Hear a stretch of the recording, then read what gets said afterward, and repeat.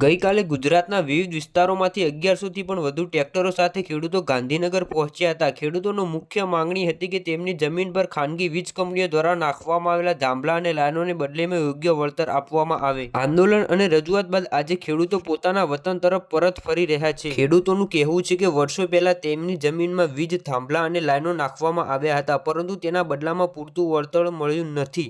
આ મુદ્દે સરકાર અને સંબંધિત વિભાગોનું ધ્યાન દોરવા માટે મોટી સંખ્યામાં ખેડૂતો ગાંધીનગર પહોંચ્યા હતા। રેલી દરમિયાન ખેડૂતોમાં એકતા જોવા મળી હતી। અનેક જિલ્લાઓના ખેડૂતો એક જ મુદ્દે અવાજ ઉઠાવતા જોવા મળી રહ્યા હતા। હવે રેલી પૂર્ણ થયા બાદ ખેડૂતો સરકાર તરફથી સકારાત્મક નિર્ણયની આશા રાખી રહ્યા છે। આ દરમિયાન સોશિયલ મીડિયા પર ખેડૂતોના કેટલાક વિડીયો પણ વાયરલ થઈ રહ્યા છે। વિડીયોમાં કેટલાક ખેડૂતો પોતાની નારાજગી વ્યક્ત કરતા જોવા મળી રહ્યા છે। જોકે આ અંગે કોઈ સત્તાવાર નિર્ણય કે જાહેરાત થઈ નથી। હાલ ખેડૂતો પોતાના ગામો તરફ પરત ફરી રહ્યા છે। હવે આગામી દિવસોમાં સરકાર તરફથી શું નિર્ણય લેવામાં આવે છે તેના પર સૌની નજર છે। આ મુદ્દે મિત્રો તમારું શું કહેવું છે? ખેડૂતોને યોગ્ય વળતર મળવું જોઈએ કે નહીં? તમારો અભિપ્રાય કોમેન્ટમાં જરૂરથી જણાવતા જજો।